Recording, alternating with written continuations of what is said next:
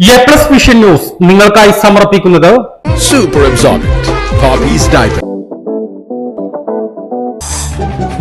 Sky wave water and amusement park Kakkadampoyil Valamthode Malappuram. Rock wall mountain retreat Kakkadampoyil Nayadampoyil. Sree Vivekananda Padana Kendram Palemad Edakkara. Kozhikode കക്കാടംപൊയിലുള്ള Eden garden.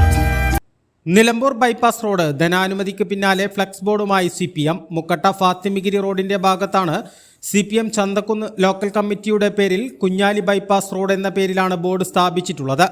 Nilambur ഉപതെരഞ്ഞെടുപ്പ് മുന്നിൽ നിൽക്കെയാണ് flex board സ്ഥാപിച്ചത്. സഖാവ് കുഞ്ഞാലി ബൈപ്പാസ് തുടർ പ്രവർത്തനങ്ങൾക്കായി 227.18 കോടി രൂപ അനുവദിച്ച LDF സർക്കാരിന് അഭിവാദ്യങ്ങൾ എന്ന പേരിലാണ് ഫ്ലക്സ് ബോർഡ് സ്ഥാപിച്ചിട്ടുള്ളത്. അതേസമയം കഴിഞ്ഞ 30 വർഷത്തിലേറെയായി ബൈപ്പാസിന് ഭൂമി വിട്ടു നൽകി നഷ്ടപരിഹാരത്തിന് കാത്തിരിക്കുന്ന കുടുംബങ്ങൾക്ക് ഇനിയും പണം ലഭിച്ചിട്ടില്ല. 227.18 കോടി രൂപയ്ക്കാണ് ഇപ്പോൾ ധനാനുമതിയായിട്ടുള്ളത്. ഇതിൽ 74 കോടി രൂപയാണ് ഭൂമിയുടെ നഷ്ടപരിഹാരമായി വകയിരുത്തിയിട്ടുള്ളത്. എന്നാൽ ഇത് കിട്ടാൻ ഇനിയും കടമ്പകൾ ഏറെയുണ്ട്.